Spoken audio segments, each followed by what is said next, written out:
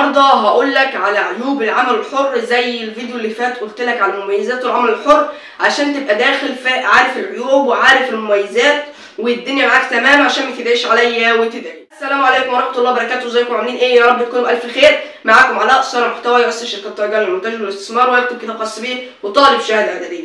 ويلا بينا نخش في الموضوع. اول عيب من عيوب العمل الحر وهو صعوبه اداره الوقت. انت لو شخص عندك مهام كتير وبقيت محترف مونتاج او تصميم او تطوير مواقع وبقت ناس كتير عارفاك وناس كتير بتتواصل معاك، فانت يا معلم هتبقى مشغول طول الوقت وهيبقى قدامك صعوبه في اداره الوقت. وعشان ما يبقاش عندك صعوبه في اداره الوقت لازم تقرا كتاب اداره الوقت، كتاب مهم جدا جدا هينظم لك وقتك لو انت عايز تبقى شغال في العمل الحر وبرضه يومك منظم.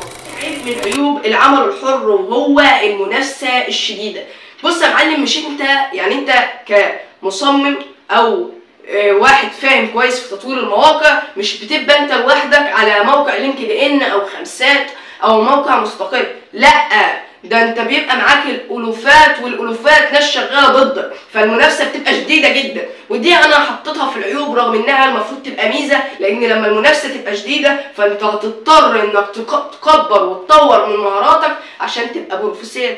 ثالث حاجة وهي التعامل مع عملاء أجانب، إنك بتتعامل مع ناس أجانب مش مصريين بس، يعني ممكن تتكلم باللغة الفرنسية والأجنبية وبرضه اللغة الألمانية، فأنت بتتعامل مع ناس كتير، فاللغة لغة أساسية عندك. عايزك تتعلم الإنجليزي بس مش مهم الباقي هتاخد الكلام تحطه على جوجل تترجمه وترد عليه بس كده. فأنت دي من أحد العيوب إنك بتتعامل مع ناس أجانب. واخر حاجه وهي عدم ضمانك لعمل مستمر. يعني انت ما بتعرفش، يعني ممكن النهارده يدخل لك مثلا 100 دولار، بلاش 100 دولار، ممكن النهارده يدخل لك 250 جنيه مثلا، بعد بكره او بكره يدخل لكش حاجه خالص.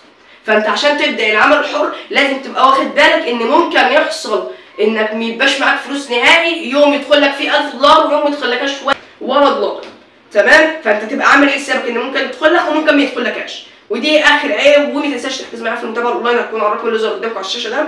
وما تنساش تطور من نفسك، يعني تطور من ذاتك وتستكشف.